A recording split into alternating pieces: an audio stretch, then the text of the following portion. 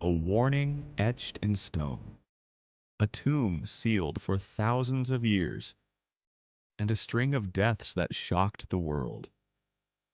Did the pharaohs really curse those who disturb their rest? Or is the truth stranger and more chilling than any legend? This is the story of the curse of the pharaohs.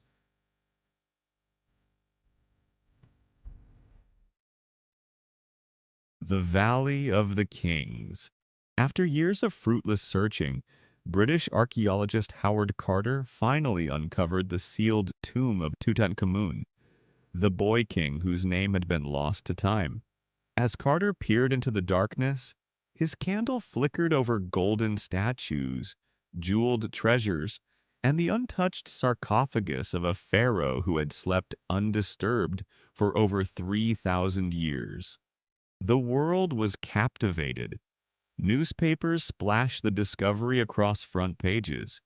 Egyptomania swept through Europe and America. But amid the excitement, whispers began to spread. On the tomb's entrance, it was rumored, a warning had been inscribed. Death shall come on swift wings to him who disturbs the king's peace. Whether this inscription truly existed or not, the idea was irresistible.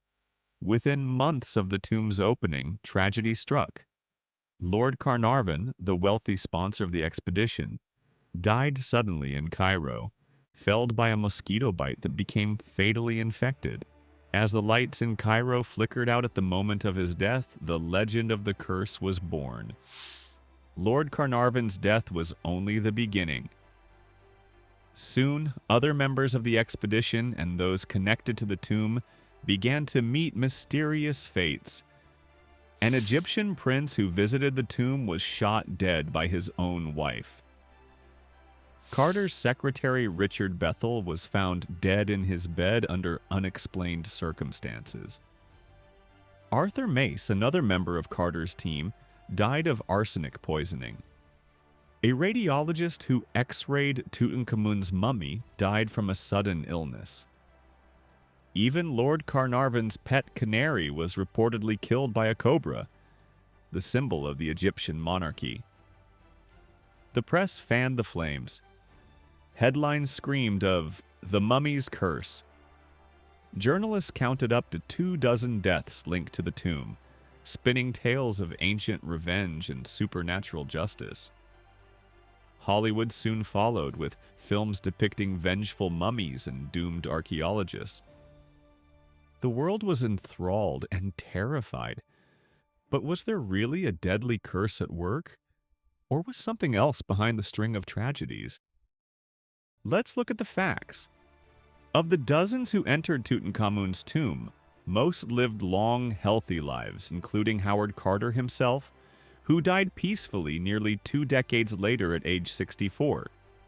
Many of the so-called curse victims were elderly or already ill. The deaths, though tragic, were not statistically unusual for the time. Scientists have searched for rational explanations. Some suggest that ancient tombs, sealed for millennia, could harbor dangerous molds or bacteria, like the deadly Aspergillus fungus, released when the tombs were opened. Others point to the power of suggestion. The psychological stress of believing in a curse can cause real symptoms, even fatal accidents.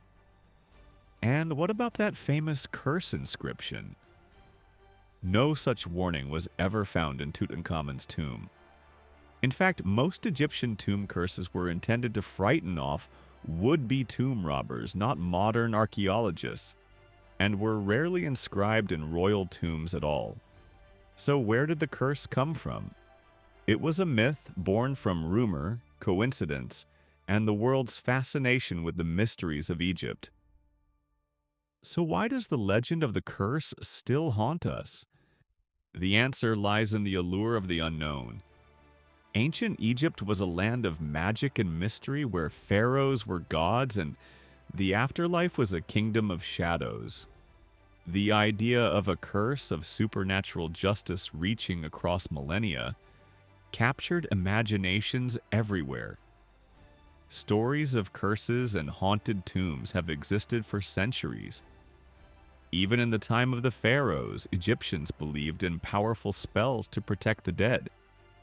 The Book of the Dead, filled with incantations and warnings, was buried with the deceased to guide and defend them in the afterlife.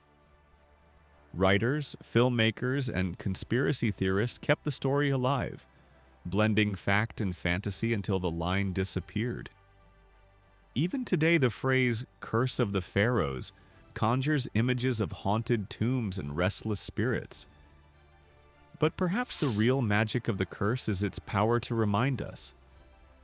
Some secrets are best left undisturbed, and some stories never die. Beyond the legend, the artifacts themselves carry their own mysterious stories. Each item uncovered in Tutankhamun's tomb, over 5,000 in total, offered a window into a forgotten world. The iron dagger found beside the mummy? Made from a meteorite, predating iron smelting in Egypt. The solid gold burial mask? Crafted with extraordinary detail, its inlay includes lapis lazuli from Afghanistan, obsidian from Ethiopia, and glass made using long-lost techniques. Even the oils used in the burial rites were so complex that modern labs still struggle to replicate their exact compositions. One artifact, the lotus chalice, was engraved with the phrase, "May your spirit live. May you spend millions of years, you who love Thebes, sitting with your face to the north wind." A wish for peace and eternity, not vengeance. Yet even these symbols of blessing became woven into a tale of doom. The more we uncover, the more we realize. The ancient Egyptians were masterful not just in engineering and art, but in crafting eternal mystery. The tombs of Egypt still whisper their secrets. Whether the curse is myth or reality, it changed the world, fueling a century of fascination, fear, and wonder. The legend of the mummy's curse inspired books, movies, and even modern curses in pop culture. It's a story that reminds us of the dangers of greed, the thrill of discovery, and the eternal mystery of the ancient world. So next time you see a golden mask or a mummy's gaze, ask yourself, was it just a legend? Or did the pharaohs leave behind a warning after all?